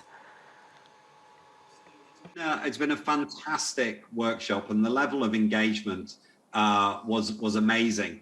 I think for me the big takeaway was a great willingness and acceptance of the challenges and a recognition of how big these challenges are. I think it's fair to say that Russia generally, and I appreciate that this was only a very small subset, but I think awareness of the SDGs was good, but perhaps action and steps towards progress are behind some of the progress that we see, for example, in Western Europe, to a degree in North America as well. Those two regions are probably the leaders globally in terms of the progress being made. But we saw great buy-in of the concepts and acceptance of the need to change. But a big focus on the systemic challenges that face us. It's all well and good saying everybody needs to use renewable energy, but if there isn't much renewable energy in the system, in the national grid, how do you start to change that? Would you do that locally? Do you do that privately? Do you do that with government assistance? Whatever it might be. So we started to explore a lot of those areas, but I've left the workshop very optimistic that people are getting hold of this agenda, they're taking it seriously, and ultimately these changes are going to come. The world is going to force these changes to happen. So either as businesses, we can embrace that change now, we can own it, and we can say we are going to be part of that change, we're going to drive it for ourselves. Or ultimately you can sit back and do nothing and wait until the pressures come that will just force you to change, or worse, other people come in with better and alternative ways of doing your business and you ultimately cease to exist and they take over your market segment. So I think we felt there was a lot of energy to start embracing those changes, and I'm very optimistic for hopefully many follow-on conversations. Спасибо, Мартин. Спасибо. Мы вас благодарим. Thank you, Martin. We love you and wait you in Norilsk, in Moscow, in Tomsk, in every city where we have our company branches. So thank you very much for joining us once again. So dear colleagues, we have three important presentations, and one of them is a surprise. This is not a lottery, but a very nice and pleasant surprise for you. So Vadim Korsun, who is a leader of the X5 retail group, project manager of the environmental regulation of the Department for Interaction with the State Authorities. Vadim will tell us about achieving the Sustainable Development Goals in retail industry. We've talked about many other industries, and now we're speaking about retail. So we will ask Vadim to tell us about what are the characteristics of this industry, maybe also some new requirements towards the suppliers and stakeholders and other parties that you work with, that the whole supply chain. Good afternoon, colleagues. The content that I'm hearing here is very inspirational. I wanted to start my presentation in English, having listened to this brilliant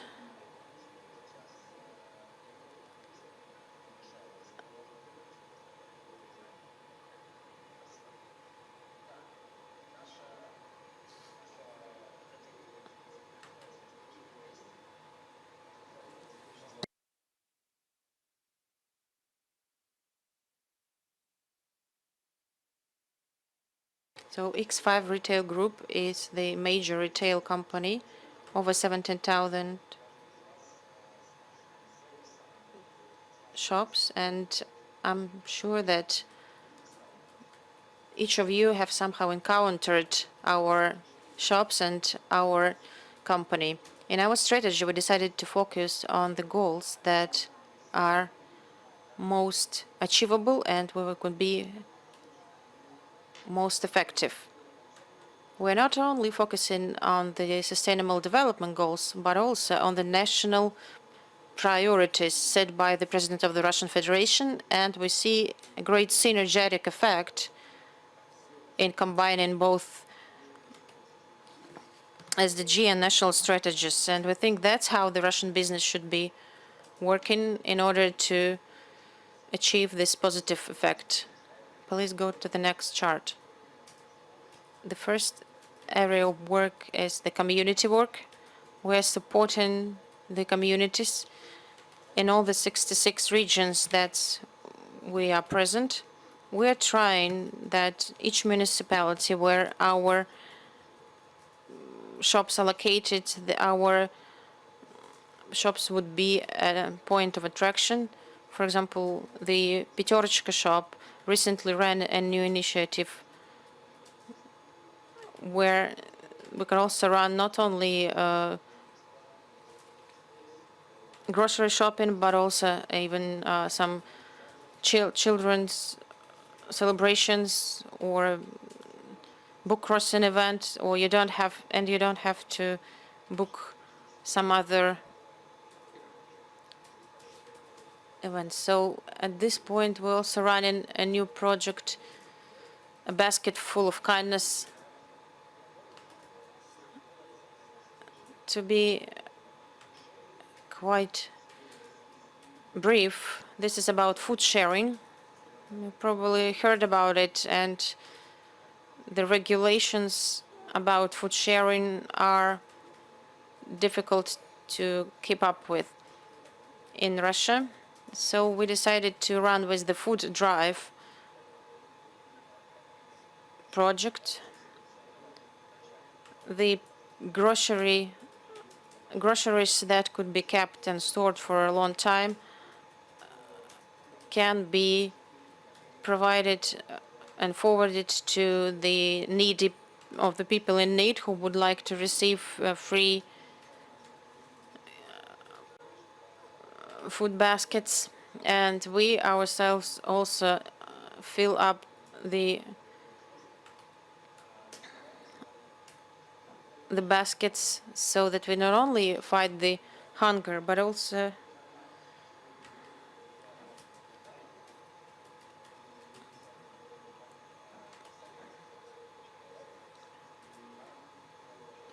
the conditions of this program are outlined on the basket of the kindness.ru, so you can find it online. You can also make a donation online. 160 families received help since 2016. Also, during the pandemic, we have helped the doctors. We forwarded baskets, food baskets, and also 40,000 people were employed by us. We think it's quite a great result, and we helped many people in this crisis situation. Among others, Peterочка and Перекресток grocery shops are hubs or centers for the Lisa alert seeking points, and so when the volunteers have to meet in order to find a missing person, and they can help other families to find the missing persons. And we also helped to turn back over 1,700 people back home. Over 70% of our products in our shops are small suppliers, small businesses suppliers, and thanks to that, we can be competitive. I'd like to underline and emphasize another area called the planet. It is in sync with the second sustainable development, or this 12th sustainable development goal. We're trying to eliminate waste, the volume of waste. We understand that we can forward the carton boxes for recycling, but all the retailers do it. And we're trying to reduce the overall amount of waste that we produce. Also packaging problem, because we know that as we go grocery shopping, we buy the products, and as we look at our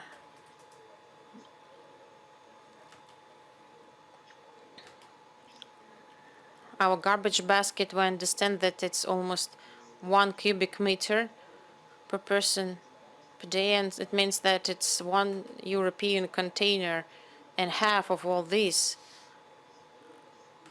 garbage is packaging. Some of the packaging is not being recycled at all, and some is not being separated. The one that I love most is the Перекресток project for receiving and collecting the used toothbrushes in almost in every Перекресток shop. So we collected almost several tons of toothbrushes that are not being recycled anywhere else. This is a bright example of how we eliminate waste by synergy of retailers and community. So also we're trying to develop the green energy, and we transfer it from hydroelectric stations, and we are planning to develop to improve green energy. The most large-scale project for the packaging problem is trying to focus our suppliers on less packaging or more ecological packaging. Whatever we do in our stores with the packaging, still the suppliers provide us with the packaging that is not being recycled, we cannot do anything. We have to put it on the shelves. So we decided to show them the way and demonstrate what packaging they can use that will be acceptable and not terrifying. And for the small businesses, Sdg mostly seems something unattainable, something far away from this world, and they think it's something that transnational corporations are working on and not them. So we worked on a guideline for 130 pages for 13 categories, mostly all the categories of groceries that we have. They can change and shift to more sustainable and more environmentally friendly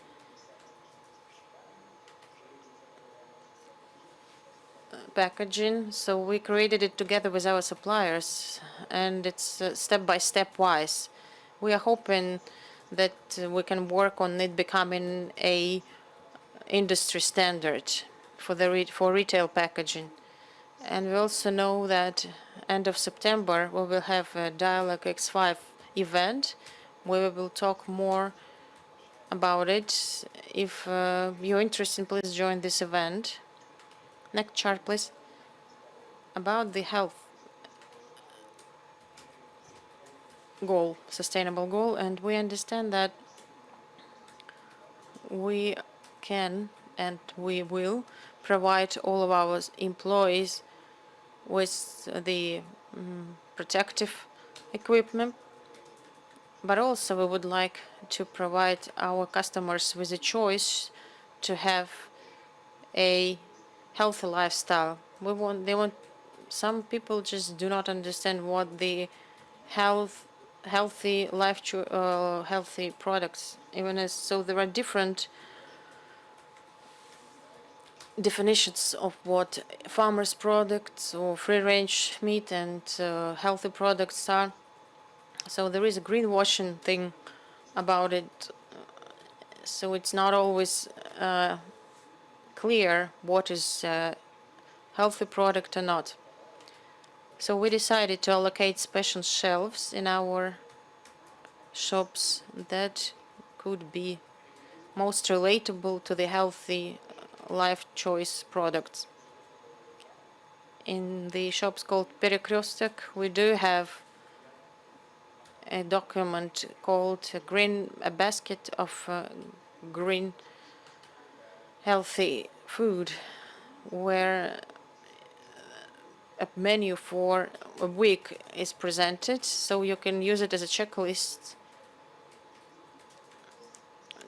to build your menu, and if you want to start eating healthy.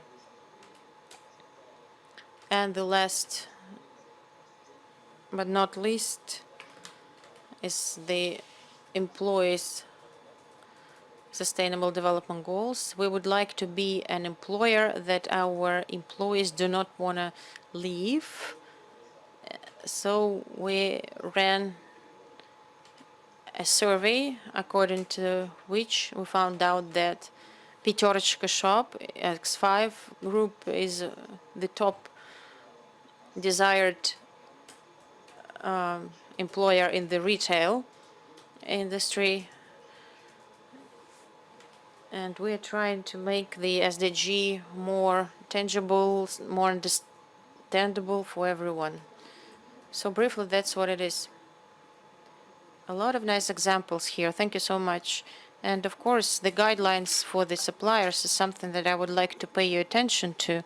And also, it's an instance of the partnership for the sustainable development, which sometimes is not exactly what it is. Sometimes people we gathered together and talked about it, and that's what the partnership is about. But in your instance, it is something that actually turned into a fruitful guideline. So it's quite demonstrative of the sustainable development goal. Thank you, Vadim. Please bear with us. Dear colleagues, we are about to conclude our session. According to the agenda, we have Yelena, but Yelena is the director for development of the Center of Medical Medicine, of Corporate Medicine. She's both the organizer and the worker. So I would like Irina to be the first, if you don't mind, because she needs to leave. Since you are still here, these are the two last presentations that they are interrelated. So let's connect Irina Zhukova.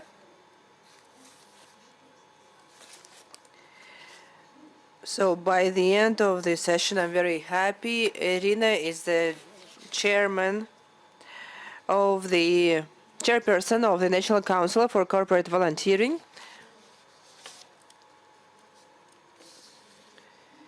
From the point of view of sustainable development, this offers a lot of opportunities because sustainable development is very important for every company. And this can be done by a large circle of volunteers that are present in the company.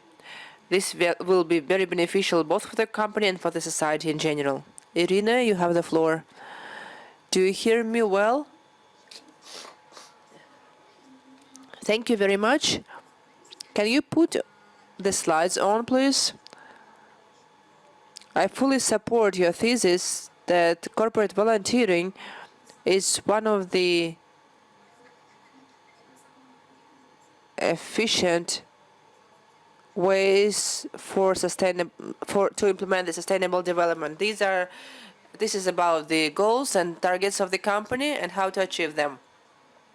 The National Council for Corporate Volunteering was created in 2014, together with some companies that gathered together, discussed the best practices of corporate volunteering that each of them had, and they found common ideas, common trends, and then decided that if by uniting their efforts, these opportunities will be more efficient and the project will be more large scale. Right now we're about 6 years old. We're a non-formal association, informal association. This is the responsibility of the business that understands its objectives in sustainable development. We have about 70 companies joining, working together with us. And during this difficult time of pandemic, we still had new partners to arrive, and which was even more important that these companies opened these opportunities for themselves due to a certain pressure of employees of those companies approaching their leadership and asking for different opportunities for volunteering.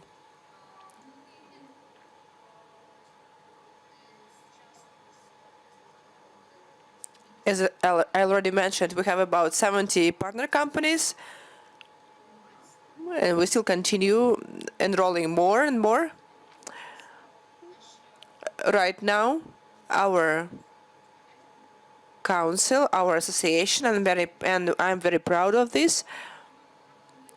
We work around the country, from Kaliningrad to Vladivostok, and today I'm very glad to tell you that we are concluding an agreement with the organizers of this conference. Elena, maybe you will share this later. And we open our representative office in Tomsk. I believe our corporate volunteering will be as successful as in other cities. You see that we are, even during the pandemic, we opened new offices. They function as follows. The companies take on additional responsibility for uniting the efforts of non-profit organizations and state authorities. They unite and develop measures that shall coincide, of course, with the state agenda or state initiatives, because authority for us, or government, is the source of information that tells us where to invest our efforts, our finances, and so on. So non-profit organizations are also key here because they help us to organize different events and share their expertise and knowledge. Because not all business companies understand how to properly and efficiently use solve any social problem. Globally, we function in 3 different areas that help solving different issues and make our contribution to key issues of the society.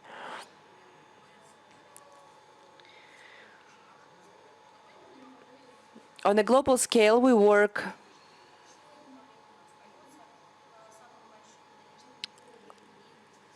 on different aspects, and of course the pandemic again made its changes. In many regions we're already getting back to the key topics of our discussion and work. We start organizing large events. The events will be devoted to the World Day of Hygiene. This is an international event. Colleagues will go to the streets, will clean the streets, and so on. These are educational events. The colleagues come with their children, with their families, relatives, and so on. So we try to arrange different educational events, explaining why it is important and to be responsible and treat the environment properly. What happens if we pollute our environment and so on.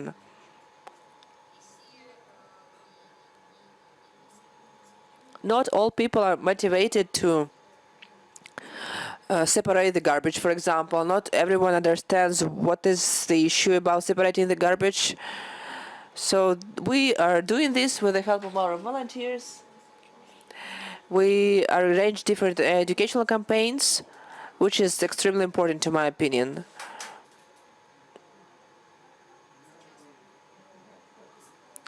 Maybe the events will be not so massive these days and will not engage a lot of people due to the pandemic again.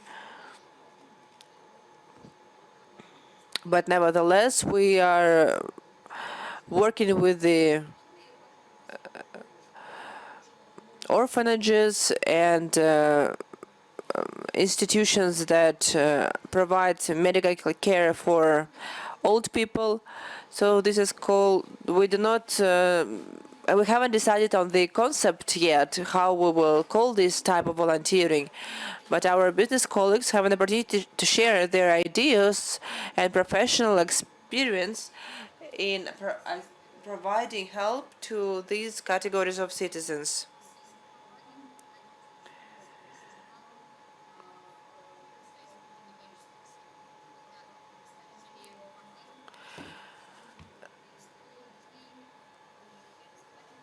There are different ideas that are shared by the business, and we are ready to work on these matters, and we are ready to work both online and offline. And besides, we shall to follow certain instructions that the company gives to its employees. We were not able, unfortunately, to attract everybody to different social events, but we were able to attract many people to environmental events. And I believe that we will continue in the same active mode in the future. We really hope to get back to a full-scale activity after this pandemic and address our social issues. What is the activity of the National Council? Being the association of interested organizations that are ready to unite their efforts and contribute to the development of socially important issues. These are the issues that are discussed together with the representatives of the authorities and non-profit business and so on. This is the exchange of experience in the field of education for corporate volunteers. And during the last meeting was devoted to the discussion of these best practices, because we see a lot of interest to the training programs, how to educate employees to be corporate volunteers. We understand, especially in the social sphere, we need some training, some understanding how to interact. So right now there are very many interesting practices in the company. And about 2 months ago, we shared these practices. The next meeting will be devoted to the collaboration with non-profit sector, and we will see what are the conditions created for individual volunteering. Because we see that there is also great interest to individual volunteering. Now it is very difficult to participate in large campaigns, large actions, but some colleagues want to be volunteers, and we really hope that we will be able to discuss with the non-profit sector how on the possibility to develop this some kind of a unit for individual volunteering. As a council, we also, for us, it's very important to make corporate volunteering an integral part of every company, so we try to share this with all employees. We work closely with business representatives, and I'm very glad that we have our holiday, day of a corporate volunteer. The date is not fixed, but this is due to the pandemic again. But I really hope that sooner or later We will celebrate it in April, and this will be a fixed date. It will become a nice tradition. On the next slide, we see, I would like to take this opportunity and express the words of gratitude to some of my colleagues. Some of the colleagues made their presentations here today. These are our colleagues that lead that are the heads of the regional representative offices of corporate volunteering. These are the people that devote a lot of their time to these matters. This is not part of their duties. This is their willingness to be the heads of these volunteering organizations. So I believe that very soon we will open an office in Tomsk, and I believe that you are very active, and we will be able to organize many different interesting events, and we will be proud of your office and your activity. Thank you very much. Irina, thank you. This was the surprise, and I'm sincerely congratulate Tomsk and Tomsk region and the CCM on this opportunity. This is another area for improvement, for development. This is a good platform to test, to try something new, to share experience, also in terms of sustainable development. Now the floor is given to Elena for her speech. We started with the regional aspect, but now we need to So the regional business haven't received a word yet. So the last but not the least, the regional business example of the medical company, the problems of finding a business transformation model. I understand that we are short on time. I will have to be extremely brief. Yeah, you are like nobody else. You understand how brief I need to be. So I present the Center of Corporate Medicine. The headquarters is in Tomsk. And in my report, I would like to address the regional companies. When I was listening to the reports, I remembered when I was 3 years ago, I visited a formal about the sustainable development, and so the ESG and other terms were very terrifying for me. So I think that the companies that are looking at us remotely, they feel probably the same terror that I have felt 3 years ago. And I would like to support them in this endeavor and say that it's not that scary as it seems, and it's quite attainable and achievable. So I will start by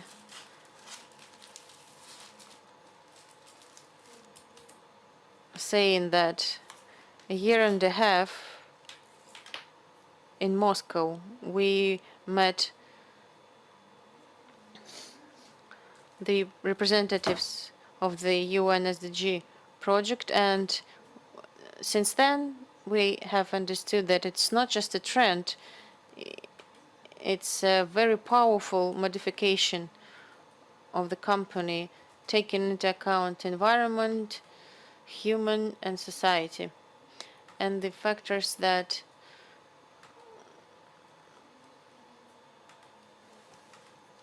environment is something that shows how the company treats the ecology, waste pollution and other things like that. Social is another point about social development, and G stands for governments, about the governing practices, anti-corruption, the quality management standards, and so on and so forth. Sdg Approach is something that we have 17 goals 17 goals, as you know, and what the agenda is. And companies can choose what their priorities are and develop in this direction, in the directions that they prefer. For a long time, SDG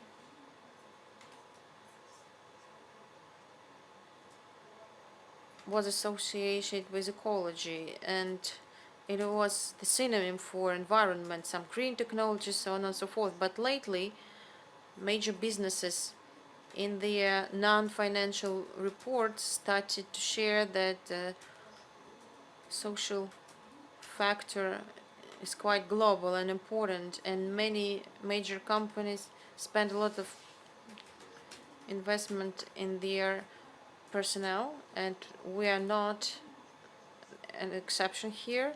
And we understand that the quality of medical services directly depends on the education of our personnel, which is why our employees receive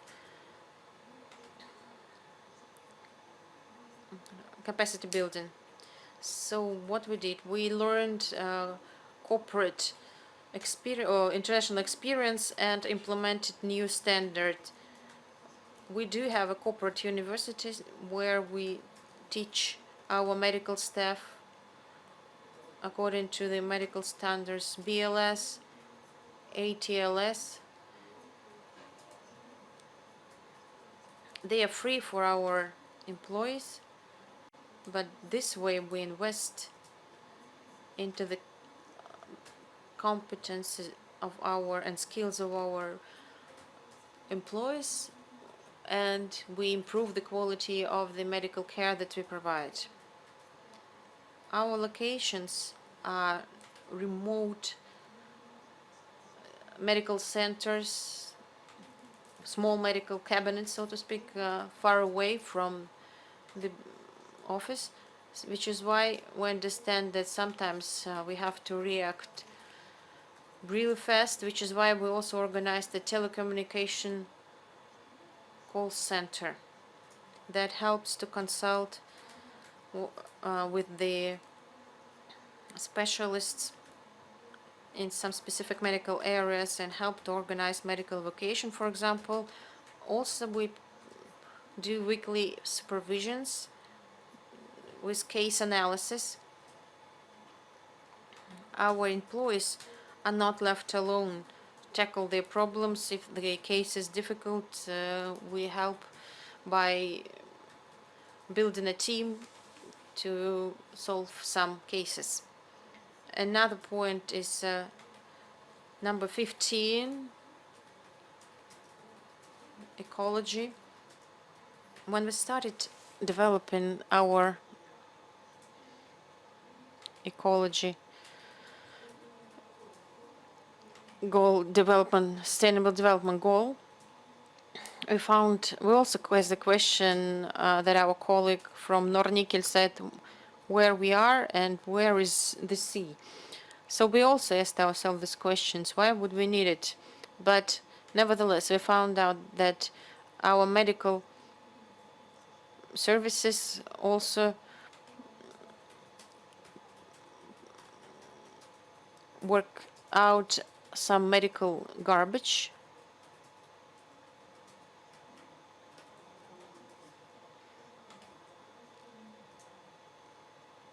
And we need to process the garbage, even though we do have a problem in Russia with recycling waste.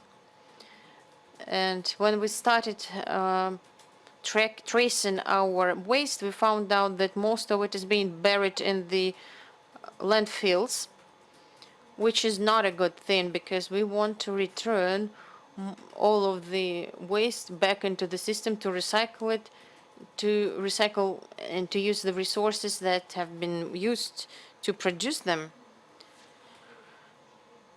Turning to the market, we also found that the conditions are not in line with our requests, and we decided to create our own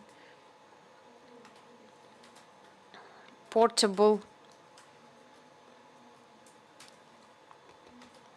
piece of equipment, portable device that will recycle by first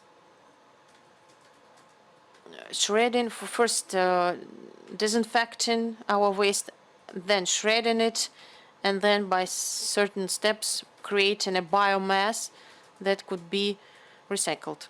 So by that we started our own initiative. Our portable